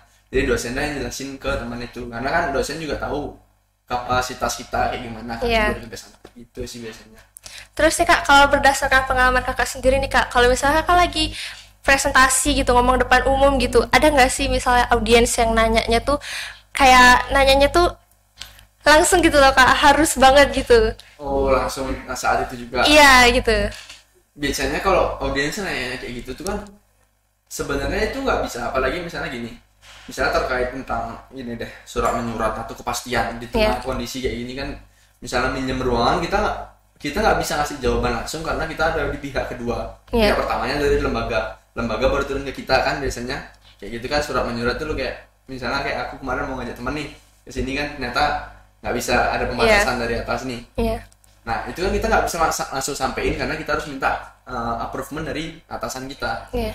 Jadi emang kadang-kadang hal-hal seperti itu nggak bisa dihindarin dan secepatnya. Tapi misalnya pada saat itu, gimana nih aku minta jawabannya sekarang dong. Aku bilang aja, ya secepatnya kayak kami akan usahakan untuk jawaban pastinya. Mungkin malam ini atau sore nanti kita akan kabarin lagi untuk kepastiannya. Seperti itu. Terus nih Kak, kalau misalnya dalam public speaking gitu kan, misal untuk awal-awal gitu kita selalu gagap gitu, gemeter gitu, itu tuh sebenarnya keadaan yang wajar banget kan. Terus kalau misalnya ada misalnya saat kita presentasi gitu, terus ada pihak-pihak yang nggak bisa nerima kita kalau misalnya kita presentasi kayak gitu, dituntut lebih, gimana cara kita ngadapinnya gitu? Sebenarnya kalau kayak gitu gimana ya, tuntut lebih. Kalau aku akan berbicara sesuai dengan porsiku ini, kalau aku ya pendapatku sendiri, teman-teman koreksi kalau nggak salah. Aku akan berbicara sesuai dengan apa yang aku biasa lakuin. Misalnya dengan gayaku yang santai, dengan gayaku yang apa, itu kan bebas pilihan setiap orang. Mau dia gayanya formal atau non formal. Tapi kalau mereka menuntut, biasanya sama seperti aku bilang, aku sering mengadu, aku tuntut balik mereka, kalian bisa kayak gini. Gitu kalau aku ya. Langsung ya. Padahal ada tips-tips lainnya yang mungkin aku belum pelajarin. Jadi ya emang sesuai dengan kapabilitasku, profesionalitasku. Jadi aku kadang-kadang kalau misalnya jadi pembicara di mana, aku akan berbicara dengan sesuai kapasitasku yang aku ngerti aja lah gitu loh. Daripada aku menyampaikan yang lebih tapi salah gitu loh. Kan hoaxnya. Terus sih Kak, kan biasanya kalau di SMA tuh ada tuh disuruh ngomong di depan umum, nanti kamu yang tentuin ininya. Gimana kita bisa tahu biar yang kita pilih itu sesuai sama kapasitasnya kita gitu? biasanya kalau sesuai dengan kapasitas kita tuh aku mikir dulu, aku pernah nggak dibaca ini atau enggak. Pada saat dikasih 3 pilihannya, aku 3-tiganya nggak tahu apa ini materinya, mendingan aku pilih dulu baca dari Google atau di buku mana, cari dulu apa yang kita ingin sampai ini, misalnya tentang public speaking, apa public relation, atau psikologi komunikasi, misalnya tiga ya. Aku cari dulu yang mana nih yang menurutku paling bisa aku masuk ini. Misalnya aku mau ambil psikologi komunikasi, aja lah, biar aku lebih gampang nyari materinya karena aku udah pernah baca sedikit-sedikit. Karena nggak mungkin kita semua nol pengalaman banget, pasti ada pengalaman kecil-kecil yang kita bisa pakai itu untuk improvisasi. Terus nih Kak, ada lagi pertanyaan dari Aureli. Gimana cara nanggupin orang yang nggak suka sama cara kita bicara, padahal yang nggak suka juga nontonin kita? Ini kayak curhat ya Kak? Jatuhnya haters ya mungkin. Iya. Sering banget sih ini. Ya itu dah, kita nggak bisa mengkontrol stigma orang terhadap kita.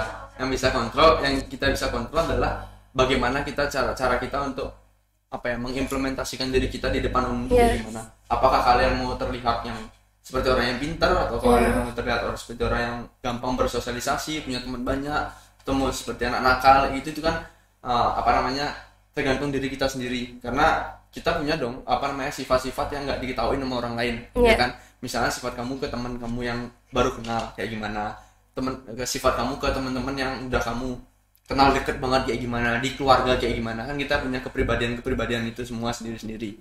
Jadi tergantung bagaimana. Kalau emang mereka nggak suka ya jangan didengerin kalau aku. Ya, yang penting gimana cara kita mau nunjukin diri kita ya, pede aja gitu. Terserah orang mau ngomong apa gitu nantinya.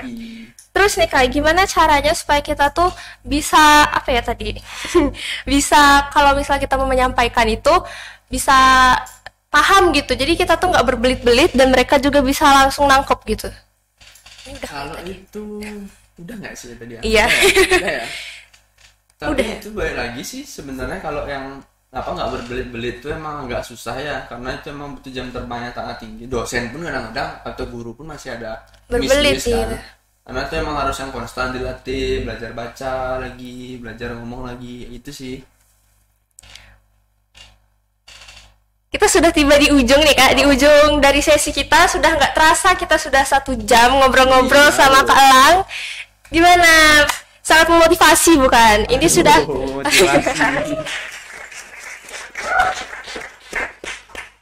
semoga semua pertanyaannya sudah terjawab ya. Ini untuk menutupnya saya ada pantun lagi nih. Kalau ladang banyak hama, tak perlu petani untuk berpindah. Hati masih ingin bersama, tapi waktu habislah sudah. Sekian dari saya. Wassalamualaikum warahmatullahi wabarakatuh. Bye, ketemu lagi. Bye.